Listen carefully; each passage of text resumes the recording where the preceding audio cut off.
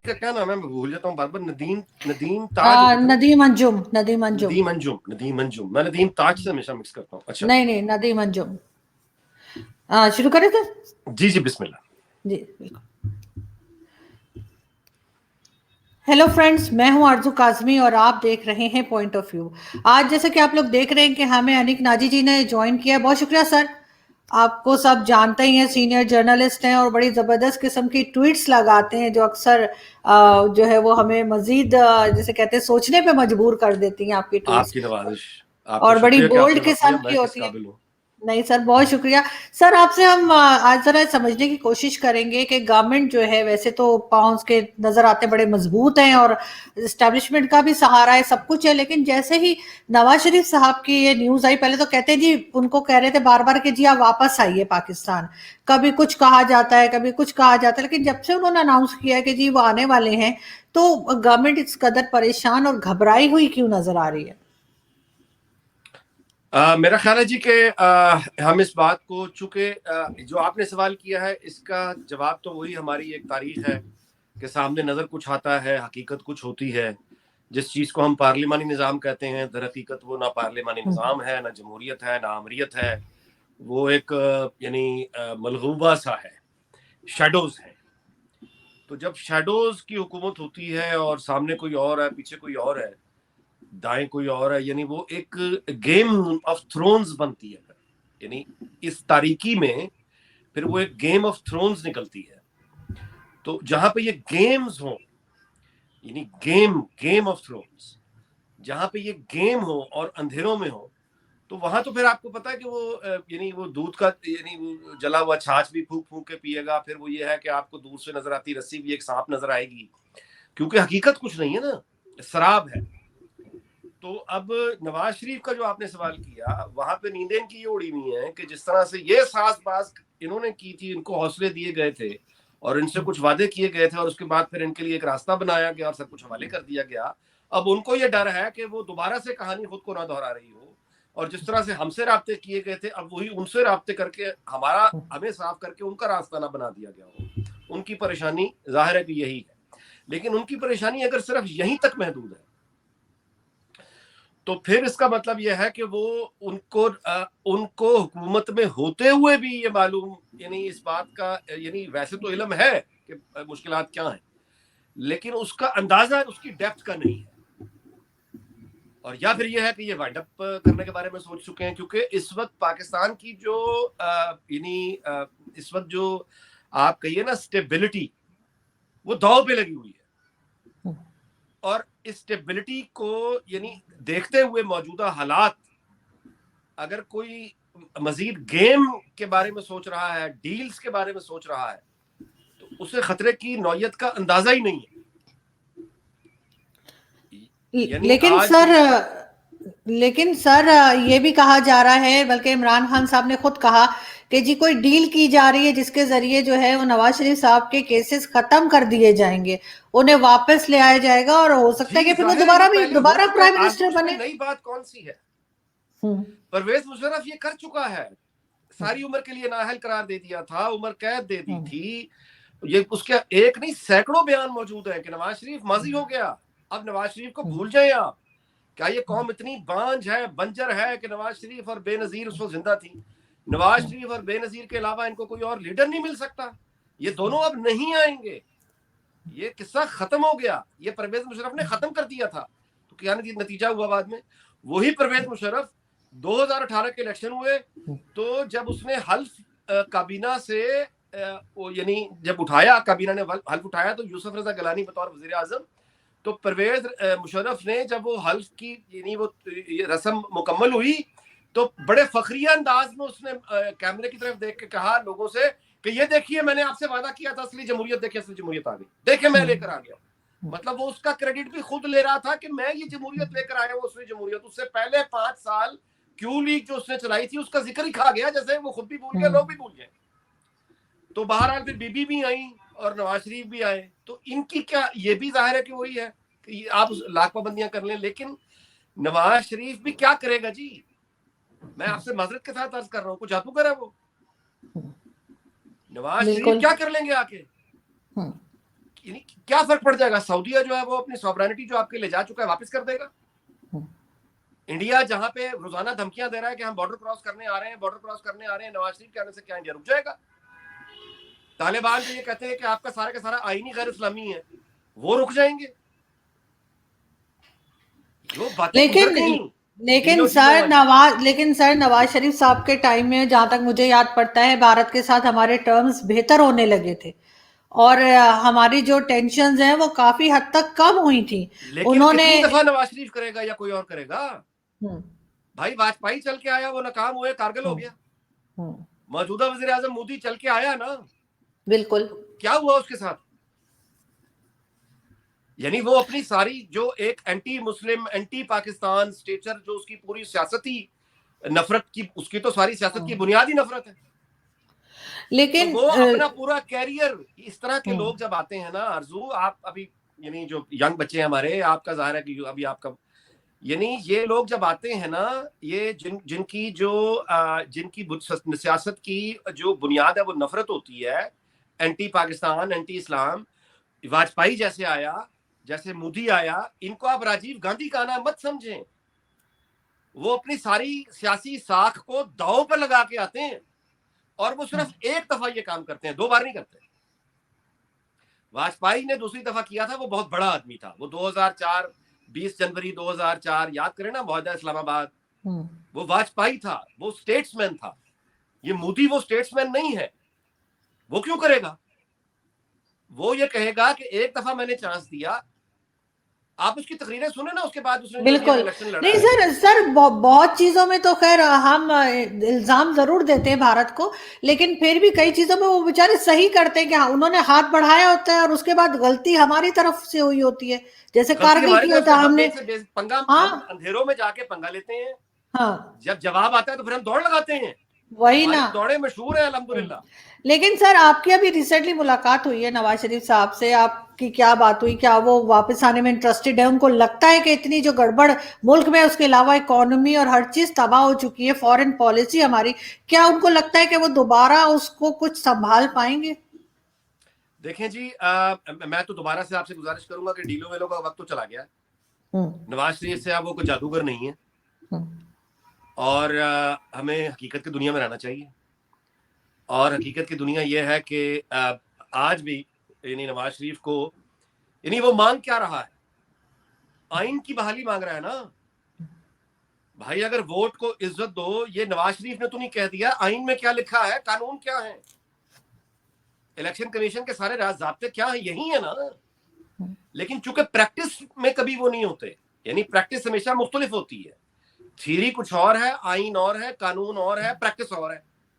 ये बदनसीबी है कि इसको सियासी नारा बना के कहना पड़ रहा है कि अपना ही आइन है उसको मानो, अपना ही कानून है उसको मानो, वोट को इज्जत दो। अच्छा, अब इस वक्त भी यानी इसहाक डार ये कह रहे हैं कि मैशत बेहतर हो सकती है, और मैं शुक्रगुजार भी हूं उनका, उनको सियासतदान को हौसला बढ़ाना चाहिए। बड़ी बात है कि उन्होंने ये बात की है। मुझे नहीं लगता कि ये अब इनके बस की बात रह गई है। और यानी नवाज शरीफ भी एक रास्ता यानी है हमारे पास, वो ये है कि हम अपनी जाती पोस्टिंग ट्रांसफर और एक्सटेंशन, जाती पोस्टिंग ट्रांसफर और एक्सटेंशन, इनसे हम निकल जाएं, और फॉर अ चेंज कुछ अरसे के लिए आइन की यानी बालादस्ती को मान लें। एक दफा इस कौम के असल लोगों को चांस एक दफा तो देखे देखें, एक दफा भी नहीं दिया आज तक, एक दफा देके देखें। सिर्फ जुल्फकार अली भुट्टो को शुरू के चंद साल मिले थे, उसके बाद वो भी हमीदुर रहमान कमीशन नहीं छाप सका था। तो एक दफा इस पर एतमाद करके कौम पे देख लें। हाँ, फिर ये है कि दुनिया ये देखेगी, जाहिर है कि अगर एक फेयर एंड फ्री इलेक्शन होता है, उसके नतीजे में एक हुकूमत बनती है, उसको इक़्तिदार मुंतकिल हो जाता है, तो दुनिया वाले पागल तो नहीं है, उनकी अपनी इंटेलिजेंस भी है, वो देख रहे हैं। तो अगर उनको ये पता चल जाएगा कि पाकिस्तान की हुकूमत इस वक्त वहां की कौम की नुमाइंदा हुकूमत है, कौम की नुमाइंदा हुकूमत है, तो दुनिया के रवैये बदल जाए। फिर जाहिर है उनके लेकिन रवैये बदलेंगे, वो आपके साथ कारोबार की तरफ आएंगे, वो नॉर्मल यानी आपका साथ भी देंगे, मदद भी करेंगे, कारोबार भी करेंगे, तिजारत भी करेंगे।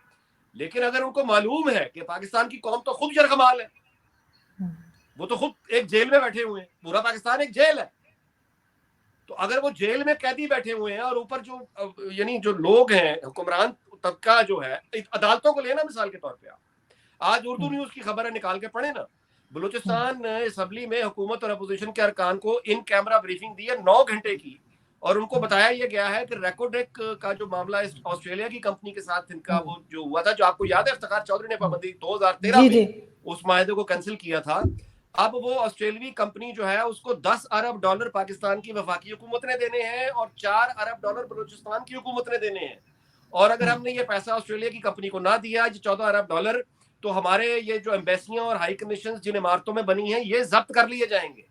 हमारा पीआईए का जहाज जिस मुल्क में जाएगा वो जहाज वापस नहीं आएगा। लेकिन सर ये पैसे कहाँ से लाएंगे? ये कोई दरख्त से तो तोड़ नहीं सकते, कोई फोटोकॉपी तो बना नहीं सकते इसकी, पैसा है ही नहीं इनके पास। और जो कर्जा कहा जा रहा है कि इमरान खान की गवर्नमेंट ने लिया है, इतना तो पिछले हुकूमतों ने 30 साल में नहीं लिया। यही मैं आपसे गुजारिश कर रहा हूं ना कि जिस वक्त आज की सूरत हाल तो ये है कि आज भी आप एक फ्री एंड फेयर इलेक्शन करा दें तो मुमकिन है कि हम निकल जाएं। को 2-4-10 साल मुश्किल होगी लेकिन निकल जाए और ये मतलब है कर्जे अदा करने की पोजीशन में आए और कुछ हमारे रौनक लग जाए। लेकिन इस वक्त भी जो मामलात वहां चल रहे हैं, मुझे नहीं लग रहा कि फ्री एंड फेयर इलेक्शन होने जा रहे हैं। मुझे नहीं लग रहा कि पावर शेयरिंग की कोई बात होने जा रही है। मुझे नहीं लग रहा कि ये कोई इस वक्त अपनी पोजीशन पोस्टिंग ट्रांसफर की और एक्सटेंशन की छोड़ने पर आमादा है। मुझे नहीं लगता। अभी भी जो वहां से कोशिश है वो ये है कि यानी कोई नया भी हुकूमत इस तरह की आए तो इस तरह की आए यानी जो आके हमारी नौकर बन के काम करती है। पीटीआई को निकाल दे, दूसरा चपड़ासी ले आए। तो अगर चपड़ासियों से चलाना है तो फिर बिल्कुल मुझे तो यानी सियासत से बात आगे बढ़ चुकी हुई है। लेकिन सर ये तो हमेशा से फौज के अंडर ही रहा है पाकिस्तान। कब यहाँ पे कोई ऐसी हुकूमत आई हो? फौज के अंडर, मशरकी सर पाकिस्तान फौज के सर अंडर देखे ना, पहले सर पहले नहीं था, पहले ज़िया-उल-हक के अंडर रहा है, उससे पहले याहिया खान जी और जी। उसके अलावा आपसे गुजारिश कर रहा हूं मुशर्रफ। ना कि अयूब खान और याहिया खान के जो तवील फौजी हुकूमतें थी बंगाल में, उसका नतीजा निकल आया ना। मशरकी पाकिस्तान हमारे साथ नहीं रहा। हमने क्या किया? मिलिट्री ऑपरेशन किया। मिलिट्री ऑपरेशन से क्या हासिल किया? आज तक माफिया मांग रहे हैं उनसे और वो अपनी 50 साल की अपना इंडिपेंडेंस बना रहे हैं। तो हम आज क्या करेंगे? मतलब वही बंदूकें लेके पख्तूनख्वा में चले जाएंगे, वही बंदूकें लेके बलूचिस्तान में गए हुए तो हैं, मौजूद तो हैं। तो कौन सी मकबूलियत हासिल कर ली है पाकिस्तान ने? अच्छा, वहां से जो है यानी हमारे यहाँ तालिबान वो छुपा तो नहीं रहा ना किसी से, और हमारी तरफ जो ड्यूरेंट लाइन के लोग हैं वो उनको वेलकम कर रहे हैं। उनका सबसे बड़ा मसला एक तो रोटी है, महंगाई, फिर उनका मसला अदलिया है। देखें, जब चर्चिल ने ये कहा था कि वो दूसरी जंग अजीम का मशहूर वाकया कि हमारे यहाँ अदालतें यानी काम कर रही हैं तो कौम नहीं हारेगी, उसका मतलब ये नहीं था कि जजों ने जाके फौजों से लड़ना था या वकीलों ने जाके एयरफोर्स से लड़ना था। उसका मतलब ये था कि जिस मुआशरे में लोगों को की अक्सरियत को 100% कभी नहीं होता, लोगों की अक्सरियत को जहां अदल मिल रहा हो, इंसाफ मिल रहा हो, लोगों को अपनी अदालतों पर एतमाद हो, वो ऐसे लोग दुश्मन को नहीं जीतने देंगे क्योंकि वो अपनी जिंदगी की आखिरी सांस तक लड़ेंगे। जो निजाम उनको ऑनर देता है, जो निजाम उनको अदल देता है, जो निजाम उनको इंसाफ देता है, जिस निजाम से उनको सहारा है अपने मुस्तकबिल का, अपने बच्चों के मुस्तकबिल का, ऐसे निजाम की बचाने के लिए, ऐसे निजाम की हिफाजत के लिए लोग लड़ेंगे दुश्मन से, वो अपनी यानी आखिरी सांस तक लड़ेंगे। ये है मतलब इसका कि अदालतें अगर इंसाफ मुहैया कर रही हैं तो ऐसी कौम का एक एक बच्चा लड़ेगा दुश्मन से।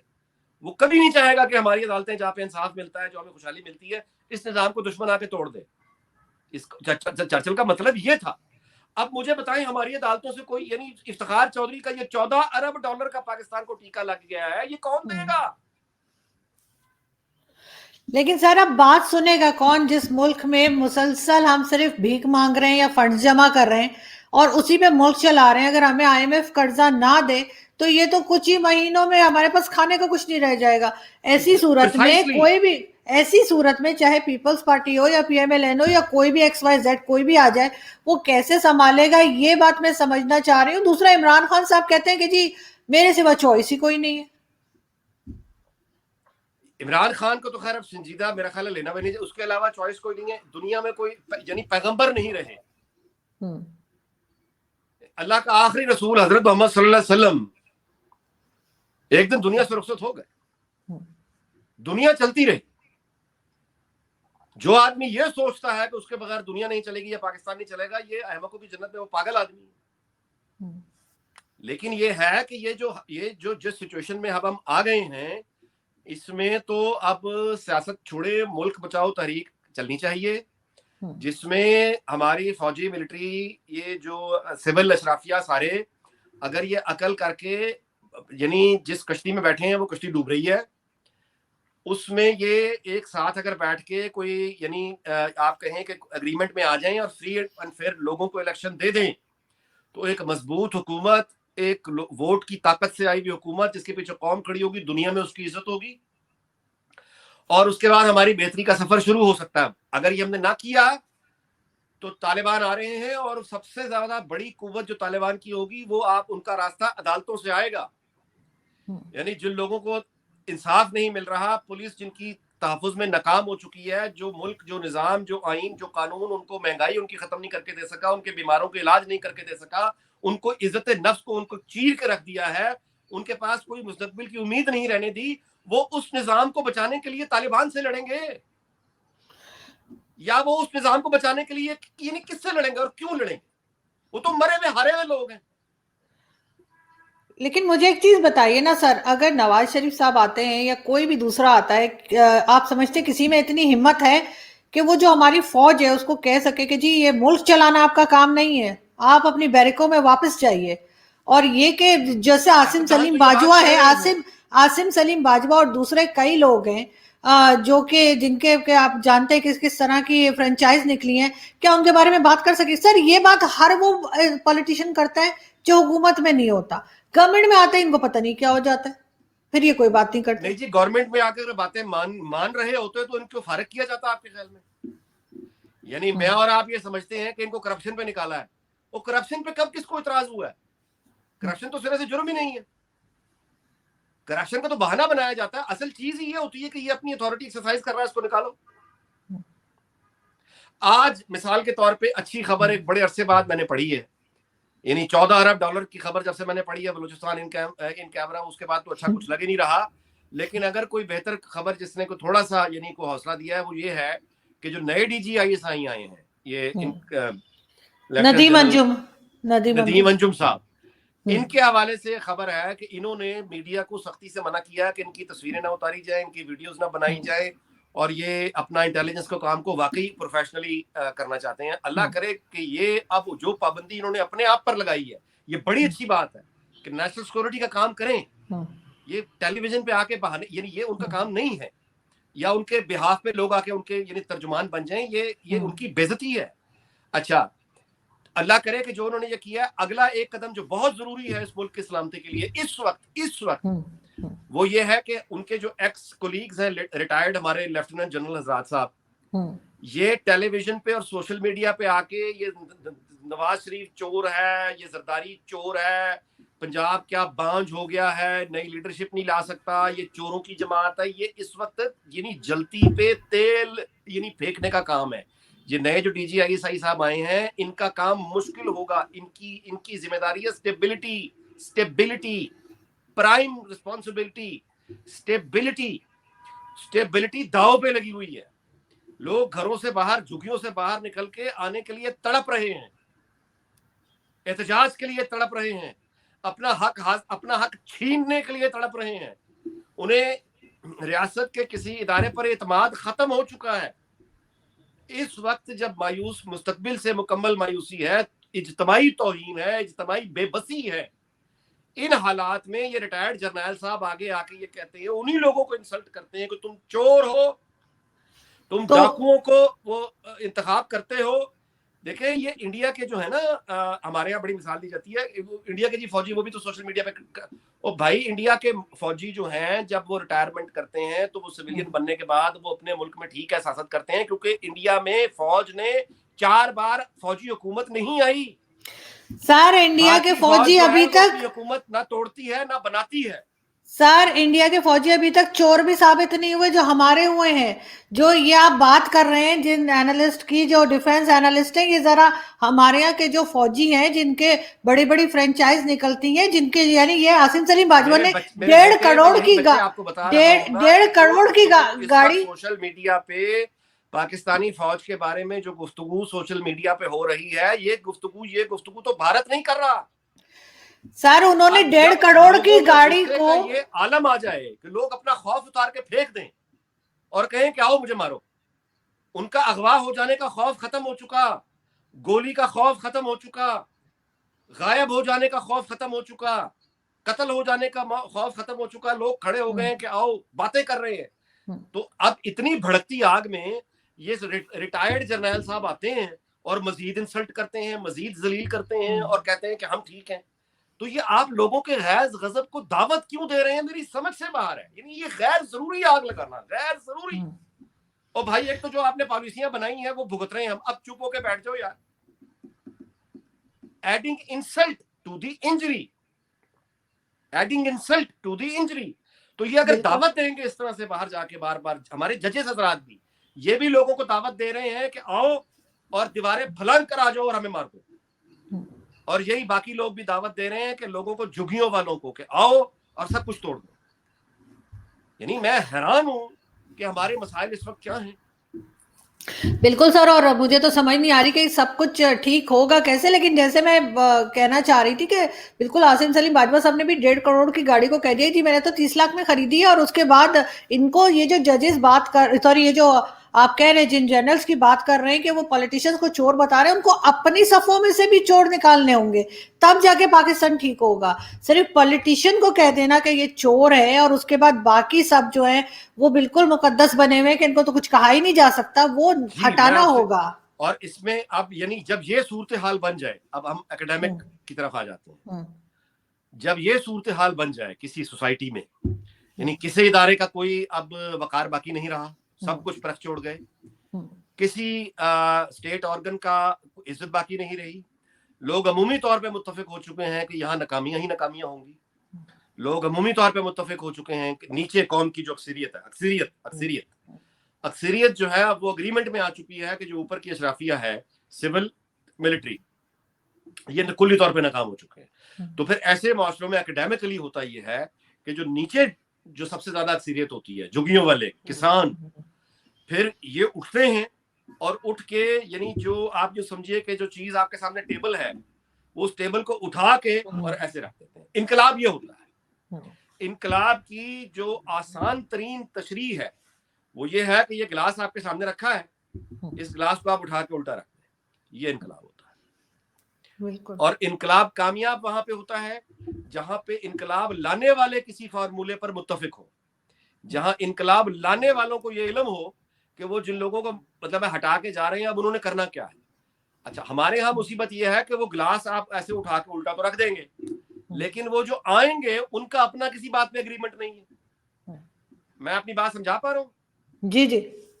यानी जो क्लास आप उल्टाएंगे तो जो लोग आएंगे वो कौन होंगे? वो आप ही के घरों में काम करने वाले मुलाजिम होंगे ना, ये साइकिल पंचर लगाने वाले, बाहर भीख मांगने वाले, रक्षा चलाने वाले किसान, यही लोग होंगे ना। तो ये लोग जब आएंगे तो ये तोड़ फोड़ करके सब कुछ अपना बर्बाद करके बैठ जाएंगे, लेकिन उसके बाद उस राख में से कोई नई चीज उठेगी ना। तो वो नया एग्रीमेंट कहाँ है? दूर दूर तक नहीं है। उस एग्रीमेंट के लिए कोई मजलिस, कोई मुशावरत दूर दूर तक नहीं है। तो फिर क्या होगा? मजहब, फिर मजहबी ताकतें आएंगी और वो इस्लाम का नाम लेकर बंदूक पकड़ के बराबर इस्त्री कर देंगी सबको। इसे कहते हैं आयन कर देना। तो जो हमारे यानी मगरबी इलाके हैं वहां तालिबान आके इसको आयन कर देंगे और बाकी अपना जो वो फिर एक खुली लड़ाई होगी बाकी इलाकों में, जहां जो भी जीतेगा वो दूसरे को बिल्कुल आयन कर देगा। हम इस तरफ जा रहे हैं। नहीं, हम उस तरफ जा रहे हैं, लेकिन सर हमें रोकना पड़ेगा अभी, वरना हमारे सामने जा रहा है ये। नहीं सर, आपके जैसे लोग मौजूद हैं, हमें बोलते रहना होगा, कहीं ना कहीं शायद कोई सुन ले आवाज जो जिसके हाथ में पावर हो और इन चीजों को रोका जा सके, इसको बेहतर बनाया जा सके। हम कब तक सुनते रहे? हमारे ना किस पासपोर्ट की कोई इज्जत है, ना किसी पाकिस्तानी की कोई दुनिया में इज्जत रह गई है। हर कोई हमें समझता है हम कटोरा लेके घूम रहे हैं। ये चीज जो है बहुत एम्बैरेस करती है लोगों को, और लोग समझते हैं कि शायद इससे कुछ फर्क नहीं पड़ रहा है। जितने पॉलिटिशियन बैठे हुए डुअल नेशनल है, ये उठेंगे चले जाएंगे। आम आदमी का क्या होगा ये कोई नहीं सोचता, कोई भी नहीं सोचता। लेकिन इस तरह के जो लोग होते हैं ना, ये लोग कहते हैं कि वो वीजे लगे हुए चले जाएंगे, डुअल नेशनलिटी चले जाएंगे। ये लोग लीबिया से निकल पाए? इराक में किसी के वीजे नहीं लगे हुए थे। ये शाम के जो इलाके फिर जहां पे बर्बादियां आई, वो लोगों के पास क्या वहां अमीर लोग नहीं बसते थे, उनके पास वीजे नहीं थे। जब ऑर्डर अल्लाह माफ करे टूटेगा तो फिर एयरपोर्ट कौन पहुंचेगा? जो कुछ होगा रास्तों में हो जाएगा। पार्टीशन याद कर ले ना जी। बिल्कुल नहीं, इनको होश के नाखून लेने चाहिए और कुछ ना कुछ संभाला लेना चाहिए। बहुत शुक्रिया सर कि आपने आज ज्वाइन किया। थैंक यू सो मच कि आपने टाइम दिया। बहुत शुक्रिया सर।